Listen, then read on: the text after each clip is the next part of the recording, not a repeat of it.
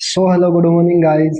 तो आज हम करने जा रहे हैं 28 जुलाई 2026 के हरियाणा करंट अफेयर के मोस्ट इंपोर्टेंट क्वेश्चन जो आने वाले Haryana group D, Haryana police या फिर जो भी सीईटी मेंस का एग्जाम होगा उसके लिए मोस्ट इंपोर्टेंट क्वेश्चन है। तो आज का अपना पहला क्वेश्चन क्या होगा, हाल ही में हरियाणा ड्राई फ्रूट मार्केट कहाँ बनाई जाएगी? तो इसका सही आंसर क्या हो जाएगा? Option number D, Sonipat. ठीक है, सोनीपत में वही ड्राई फ्रूट की मार्केट बनाई जाएगी। हरियाणा में ड्राई फ्रूट मार्केट सोनीपत में बनाई जाएगी। इसके कुछ महत्वपूर्ण पॉइंट वो देख लें। वहाँ इसका उद्देश्य क्या है वही बनाने का? इसका उद्देश्य है जैसे ड्राई फ्रूट है, जैसे बादाम, काजू, किशमिश, पिस्ता है, अखरोट आदि के व्यापार को एक स्थान पर व्यवस्थित करना है। भाई इसका जो व्यापार था वो था नब्बे रहा है। ड्राई फ्रूट अपना जम्मू कश्मीर या श्रीनगर, उत्तराखंड, इस ज्यादा ये जो स्टेट है इनमें ज्यादा होता है। इनका व्यापार खातर जो व्यापारी थे उनने सीधा या तो फिर उड़ जाकर ने कुछ समझौते करने पड़ा कर दे। ठीक है, तो ईब उन तय ये असूलियत हो जाएगी, अपना उर मार्केट हो जाएगी सोनीपत में ड्राई फ्रूट की। तो उनका बहुत फायदा हो जाएगा। इस मार्केट के बनने से व्यापारियों को बेहतर सुविधाएं मिलेंगी, भंडारण क्षमता और परिवहन ट्रांसपोर्ट आसान होगा तथा कारोबार को बढ़ावा मिलेगा। इससे सोनीपत हरियाणा में ड्राई फ्रूट व्यापार का एक महत्वपूर्ण केंद्र बनेगा। तो आने वाले एग्जाम में तार क्वेश्चन के पूछा जा सकता है तो भाई अपने ड्राई फ्रूट का महत्वपूर्ण केंद्र कित है हरियाणा में, तो उसका सही आंसर क्या हो जाएगा? सोनीपत। ठीक है भाई, अगला क्वेश्चन देख लिया। वहां क्वेश्चन नंबर 2, हरियाणा का पहला मॉडल वाटर रिचार्ज प्रोजेक्ट किस जिले के भगवानपुर गांव में बनाया गया? भाई भगवानपुर गांव में कौन सा जिले का गांव है जिसमें हरियाणा का पहला वाटर रिचार्ज प्रोजेक्ट बनाया गया है? ठीक है, वाटर रिचार्ज प्रोजेक्ट है कि इसके बारे में भी चर्चा करांगा। ठीक है, इसका ऑप्शन नंबर हो जाएगा सी, यमुनानगर के गांव भगवानपुर में ये वाटर प्रोजेक्ट बनाया गया है। इसके बारे में जो कुछ इंपॉर्टेंट पॉइंट है वो जान ले। वहाँ हरियाणा का पहला model water recharge project Yamunanagar जिले के भगवानपुर गांव में स्थापित किया गया है। ठीक है, इसका उद्देश्य क्या है? वर्षा के पानी को व्यर्थ बहने से रोककर उसे जमीन के अंदर पहुंचाना जिससे भूजल स्तर में सुधार हो। उसके भाई तुमने बेरा अपना जो हरियाणा का भूजल स्तर है ना वो निरंतर नीचे जाना लग रहा है। इसलिए सरकार किसान ने तभी रिक्वेस्ट करे कि भाई ज्यादा पानी लागत वाली फसल कम से कम उगाओ, जैसे धान हो गया और कुछ हो गया तो ये कम से कम उगाने, जैसे धान हो गया, गन्ने की फसल होगी। इस परियोजना के माध्यम से हर वर्ष 40 करोड़ लीटर वर्षा का जल संरक्षित कर धरती में रिचार्ज किया जाएगा। भाई 40 करोड़ लीटर है वो सीधा पानी धरती में उतारा जाएगा ताकि जो वाटर का स्तर है वो ऊंचा हो सके। यह परियोजना हरियाणा में जल संरक्षण के लिए एक नया महत्वपूर्ण कदम माना जा रहा है। ठीक है भाई, ये अपना इंपॉर्टेंट क्वेश्चन था।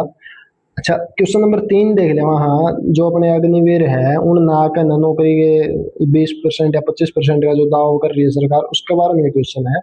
ठीक है, अग्निवीरों को सेवा के बाद रोजगार सुरक्षा प्रदान करने वाला हरियाणा देश का कौन सा राज्य बना है?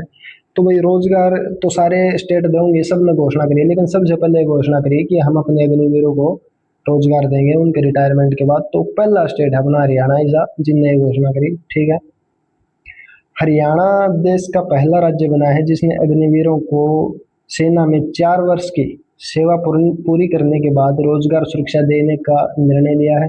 राज्य सरकार ने घोषणा की सेवा पूरी करने वाले अग्निवीरों को सरकारी नौकरियों में आरक्षण, आयु सीमा में छूट और अन्य रोजगार संबंधी सुविधाएं दी जाएंगी। इसके अलावा जो अग्निवीर अपना व्यवसाय शुरू करना चाहते हैं उन्हें ऋण यानी लोन और अन्य सरकारी योजनाओं पर भी लाभ दिया जाएगा। भाई जो अग्निवीर आकर कोई अपना बिजनेस करना चाहे, जो नुकंदा हो भाई मैं सरकारी नौकरी कौन करूँ, और तो उसमें सरकार आसान किस्ता पे, आसान ब्याज पे, ठीक है, ऋण भी उपलब्ध करवाओगे बिना किसी गारंटी के। ठीक है, तो ये अपना इंपॉर्टेंट क्वेश्चन हो जाओ भाई। अपना हरियाणा है वो पहला स्टेट है देश का जिसने रोजगार सुरक्षा प्रदान करने की गारंटी दी है अग्निवीरों से। इस पहल का उद्देश्य सेना से लौटने वाले युवाओं को सम्मानजनक रोजगार उपलब्ध कराना, उन्हें आत्मनिर्भर बनाना और उनके अनुभव का राज्य के विकास में उपयोग करना है।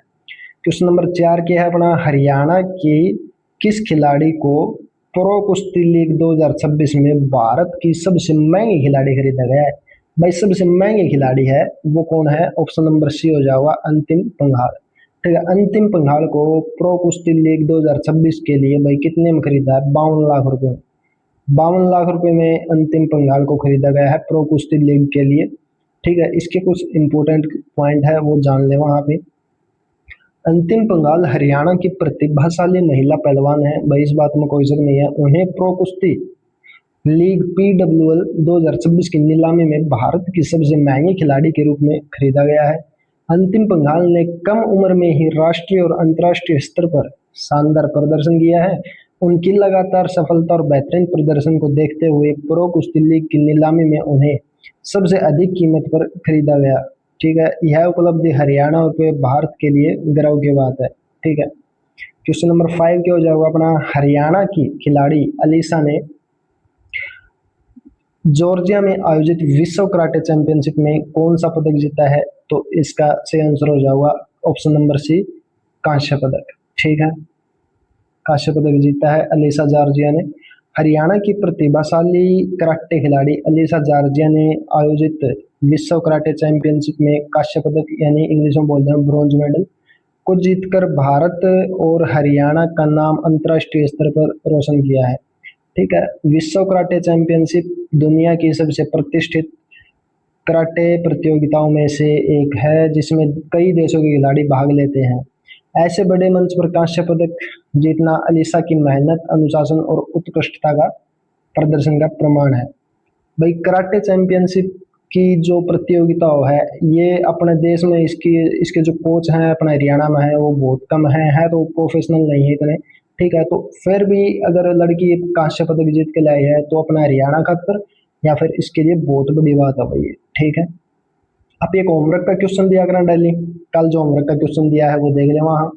ठीक है, कल जो क्वेश्चन दिया था मैंने तारते हैं महर्षि दयानंद विश्वविद्यालय MDU रोहतक की स्थापना कब हुई थी?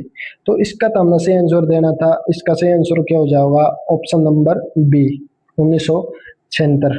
1976 में MDU की स्थापना की गई थी।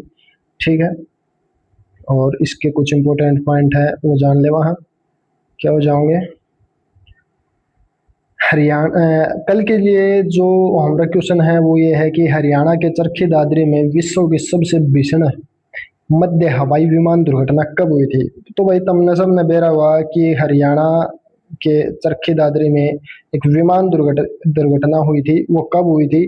4 ऑप्शन दे रखे तरते हैं। ठीक है, जो भी सही ऑप्शन लग गए वो कमेंट कर दियो। इसके साथ अपना सेशन एंड करते हैं। ठीक है, ये अपने आज की वीडियो थी और अपनी वीडियो अच्छी लगी है तो लाइक एंड शेयर करना, प्लीज़ अपनी वीडियो को लाइक ज़रूर करना और अपने दोस्तों के साथ शेयर करना, जो भी अपने स्टडी ग्रुप हैं उनमें अपना वीडियो शेयर करना। ठीक है, जय हिंद, जय हरियाणा।